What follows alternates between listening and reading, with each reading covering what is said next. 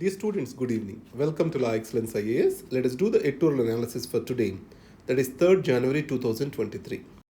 The first article, when degrees lose their worth. When the degrees lose their worth. If you observe, in India there is a culture of accumulating degrees. It means on your visiting card, you try to keep as many degrees as possible. Even doctors, engineers, everyone. What are the reasons for that? In this case, the fear of losing a job or to be relevant for a new job. So this is the economic factor. More and more that as number of degrees are increasing, number of new courses are increasing, the value of education, the value of a qualification is coming down. So this is what is described as devaluation of qualifications. Especially the number of courses are increasing, the certificates are increasing, but the skills necessary for the job are not going up. It is especially due to low quality of education in Indian universities. So the devaluation of qualifications also making the people to aspire for more degrees. The reason is, at least if you have more degrees, then you can be well considered for that particular job.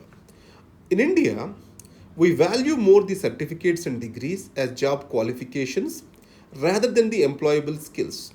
So, self education, self learned skills, these are not yet being recognized as valuable than university degrees. That's a behavioral aspect to Indian mindset. Today in India, an education market is growing, especially with the rise of private universities. Indian education bazaar is being created. So obviously, the universities marketing more and more degrees and ensuring the people buy them. So a kind of market mechanism has come up. That is the reason why the people and the number of degrees are growing in India. So these are the points which we need to understand. The third article, the case against the state control of Hindu temples. Few days back we saw why the state has to control Hindu temples. In this case, secularism, is it not coming in between the state controlling the temples? That's where we have to differentiate between two factors. One is state controlling the management of the temple, and then state controlling the worshipping process or something else in the temple.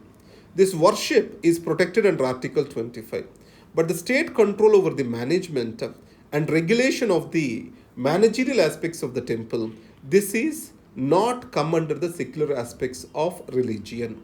So that's why we are separating temple control and worship control. Worship control is protected by secular provisions of the constitution, but management controls, these are not protected by the secular provisions of the constitution. And second part is, there is Department of Hindu Religious Endowments and Charitable Institutions. So it is also trying to regulate the practice of worship. And finally, is the state able to play as an effective protector, manager for the Hindu temple properties? The answer is not very assertive.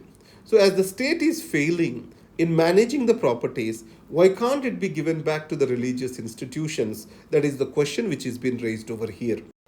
Next, towards reducing India's prison footprint. India's prisons are overpopulated. In this context, the prisons need to be liberated and prisons have to be made the places of correction rather than perpetuation of crime. So in this case, how to reduce prison footprint? Obviously, in expanding the open air prisons, that is one thing. Second, decriminalization of certain laws which are irrelevant today. Many of the laws have provisions which are penal. So we can change them to few penalties.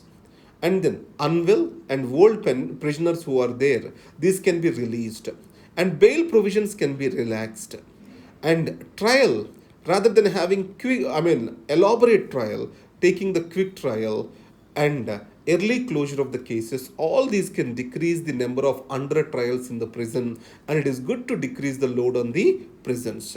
So our approach shall be to proactively control the crime rather than being reactive to it. So there is a popular saying over here, the objective of punishment is to reform an individual. The objective of justice has to be reformative, not retributive. That's where every saint has a past and every sinner has a future. This is the point we need to understand. final article, over the borderline. So Government of India, it has announced a program that is called Vibrant Village Program. The purpose of this program is to develop the necessary infrastructure in the border villages and also to increase the livelihood opportunities and life standards of the people living over there. Ultimately, to promote to promote loyalties and also ensure safety of these villagers and cooperation of these villagers to Indian armed forces is the idea behind this. And also to promote border tourism is part of this. In this case, certain issues are still there. So already we have a program called as Border Area Developmental Plan. So this Border Area Developmental Plan and Vibrant Village Program, how they are separate from each other, we don't have the clarity. And then many of the borders are, what are the borders which are covered under this? Only Indo-China border is covered, or all the borders are covered? We don't have clarity.